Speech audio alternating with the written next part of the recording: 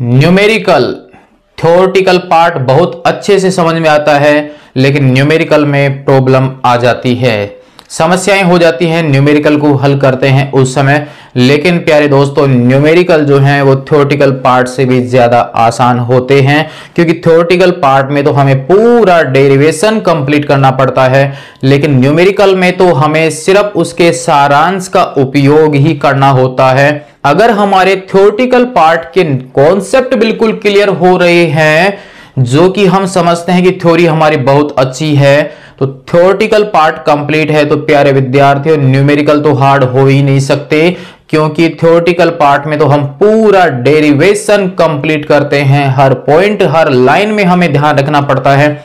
लेकिन न्यूमेरिकल में तो हमें सिर्फ उस थ्योरेटिकल पार्ट का जो रिजल्ट हमें मिला है उसका सिर्फ उपयोग करना होता है, और सिर्फ एक ही पॉइंट है उस सारांश का उपयोग करना। तो ये तो शॉर्ट है, ज्यादा हार्ड ही नहीं है, तो न्यूमेरिकल इजी पढ़ते हैं अपेक्षा थ्योरी के। लेकिन पता नहीं क्यों लगता है कि न्यूमेरिकल पार्ट बहुत ज्यादा हार्ड है। काफी बच्चों का यही प्रॉब्लम है कि वो कहते हैं थ्योरी हमारी कंप्लीट है लेकिन न्यूमेरिकल हमारे से नहीं हो पाते हैं। तो इसी वजह से आज हम इस चैनल के ऊपर स्टार्ट करने वाले हैं 11th क्लास की फिजिक्स से न्यूमेरिकलों को कंप्लीट सॉल्यूशन। तो चैप्टर नंबर 5 गति के नियम, लॉ ऑफ मोशन, उसके न्यूमेरिकल करते हैं हम स्टार्ट, और देखते हैं यहां पर इसका सॉल्यूशन क्यों नहीं बैठता। तो कंप्लीट हमारे पास जब न्यूमेरिकल करें तो पहले तो आपको यहां पर जो क्वेश्चन है उसकी लैंग्वेज को थोड़ा पकड़ना होगा कि क्वेश्चन बोल क्या रहा है, हमें इसमें क्या क्या मान दे रखा है, कौन से मान हमें ज्ञात करने हैं। अगर ये सब चीज हमारे पास अवेलेबल हो जाती हैं तो और थ्योरी आपकी कंप्लीट है तो अप्लाई हो जाएगा, बिल्कुल होगा, कोई समस्या नहीं होगी। तो सबसे पहले क्वेश्चन में जो जो मान हमें दिए जाते हैं उनको आप एक तरफ नोट कर लीजिए, जिससे हमें पता चल जाता है कि कौन कौन सी वैल्यू हमारे पास अवेलेबल है और जो मान हमें पूछा जा रहा है उसमें कौन सी मान की कमी है। तो देखते हैं चैप्टर नंबर 5 11th क्लास की फिजिक्स से न्यूमेरिकल नंबर फर्स्ट। तो स्वागत है आप सभी का मेरे यूट्यूब चैनल नील का फिजिक्स क्लासेज में। तो क्वेश्चन नंबर फर्स्ट इसका हमें यहां पर दिया गया है, यहां पर हमारे पास में है कि क्रिकेट के एक मैच में एक तेज गेंदबाज 50 मीटर प्रति सेकंड के वेग से 600 ग्राम संहति यानी द्रव्यमान, संहति का मतलब है द्रव्यमान, कि एक गेंद फेंकता है। यानी एक गेंदबाज जो है वो 50 मीटर प्रति सेकंड की स्पीड से 600 ग्राम की गेंद को फेंकता है। तो गेंद को आपने स्पीड दी है, शुरू में स्पीड दी, इसका मतलब ये इसका प्रारंभिक मान दे रखा है, गेंद का द्रव्यमान दे रखा है। तो जो मान हमारे पास में अवेलेबल है उनको तो हम नोट कर लेते हैं, फिर देखते हैं इसके आगे का भाग। तो दिया गया जो मान हमारे पास में है, तो पहले हमें दे रखा है गेंद का प्रारंभिक वेग, या जिसे आरंभिक वेग भी बोल सकते हो, आप इसको यू से भी दर्शा सकते हो, और एनसीईआरटी की बुक में उसको वी नोट से दर्शा रखा है, आप कोई सा भी सिंबल यूज कर सकते हैं। यहां पर इसका प्रारंभिक वेग जो है वो 50 मीटर प्रति सेकंड दिया गया है प्यारे विद्यार्थियों, और गेंद का द्रव्यमान जो है वो हमें यहां पर 600 ग्राम दे रखा है। तो जो मान है वो तो आप नोट कर लीजिए, द्रव्यमान को मैं एम से दर्शा देता हूं, 600 ग्राम हमें दे रखा है। ग्राम को आप केजी में कन्वर्ट कीजिए तो हमारे पास में 600 इंटू 10⁻³ kg हो जाएगा। तो इसका मतलब यहां पर इस वैल्यू को मैं लिख सकता हूं 6 इंटू पावर-1 kg में। यहां तक कंप्लीट, यानी हमारे पास ये गेंदबाज यहां गेंद फेंकता है, यहां पर आपके पास बैट्समैन होगा, यहां पर इसकी जो स्पीड है वो 50 मीटर प्रति सेकंड है, गेंद का द्रव्यमान हमें दे रखा है। आगे देखिए, बल्लेबाज गेंद को 0.5 सेकंड तक अपने बल्ले के संपर्क में रखकर गेंद को उसी वेग से गेंदबाज की ओर लौटा देता है। यहां पर गेंदबाज गेंद फेंकता है, वो गेंद बैट के टच होती है, और टच होकर जब वो वापस लौट रही है तो उस समय वो बैट के संपर्क में 0.5 सेकंड तक रहती है। यानी समय का जो अंतराल हुआ वापस गेंद को आने में तो वो था 0.5। फिर यहां पर यह बोला गया है कि गेंद उसी वेग से, यानी जितनी स्पीड से वो गेंद गई थी उसी वेग से वापस लौट रही है।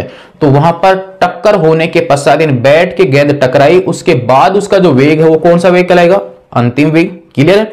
और समय कितना लगा वहां पर उसके संपर्क होने में, 0.5। तो हमारे पास यहां पर समय अंतराल, यानी समय का जो अंतर है, समय अंतराल डेल्टा टी से मैं दर्शा देता हूं, और वैल्यू हमारे पास में 0.5 सेकंड, और इसका अंतिम वेग उसी वेग से यानी जिस वेग से गेंद गई थी उसी वेग से लौट कर आ रही है।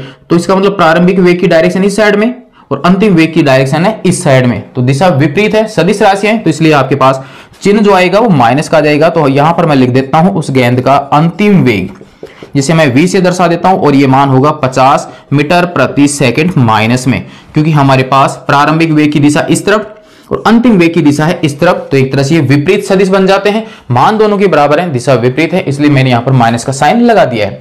अब आगे देखो क्या दे रखा है कि और लौटा देता है, तो बल्लेबाज द्वारा गेंद पर लगाए गए बल का मान ज्ञात कीजिए। तो यहां पर हमारे पास जैसे बैट्समैन इस बैट के द्वारा इस गेंद के ऊपर कितना बल लगाएगा कि वो उसी वेग से विपरीत दिशा में लौट जाती है, तो यहां पर हमें बल का मान ज्ञात करना है। तो यहां पर हमारे पास में आ जाएगा बल का मान ज्ञात हमें करना है।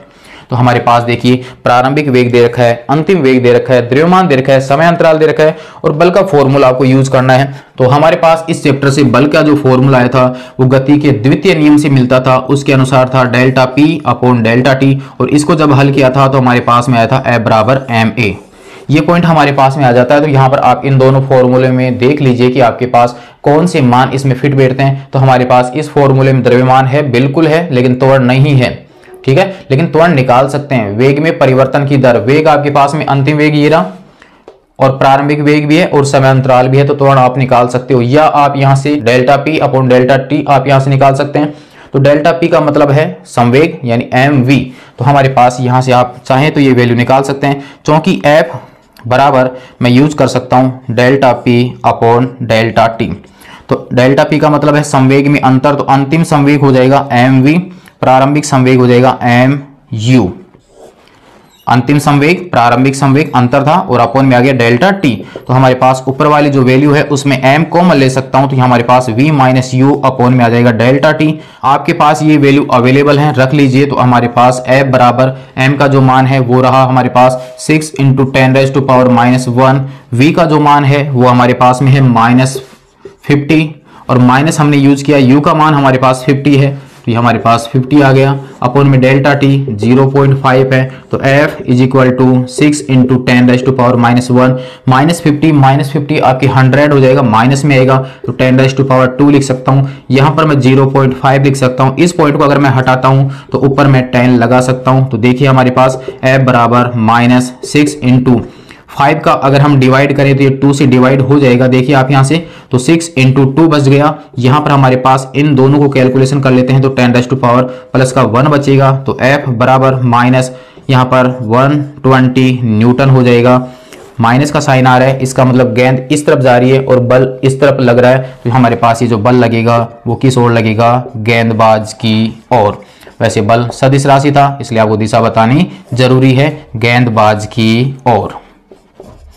तो प्यारे विद्यार्थियों, अब कहां से इसमें प्रॉब्लम आई? कहीं से प्रॉब्लम नहीं आई, हमें सिर्फ फॉर्मूले का उपयोग करना था। फॉर्मूला आपको पहचानना है कि इसमें फॉर्मूला कौन सा लगेगा। तो आपके पास दो वेग दे रखे हैं, द्रव्यमान दे रखा है, समय अंतराल दे रखा है, तो फॉर्मूला आपके पास याद आ ही जाता है, क्योंकि जब आप थ्योरेटिकल पार्ट का अभ्यास करते हैं तो आपके फॉर्मूले याद आ जाते हैं, ऐसी कोई समस्या नहीं है। तो कंप्लीट हो जाता है आपके पास में यहाँ पर एक एग्जाम्पल नंबर 1 यानी चैप्टर नंबर 5 गति के नियम का एक क्वेश्चन आपका कंप्लीट हो जाता है। नोट कर लीजिए आप इसको, और यदि कंप्लीट हो चुका है प्यारे विद्यार्थियों तो अन्य दोस्तों को जरूर भेजिए ताकि उनके भी न्यूमेरिकल की समस्या खत्म हो सके। नेक्स्ट भाग में हम देखेंगे इसी चैप्टर का कोई दूसरा क्वेश्चन। तब तक के लिए धन्यवाद।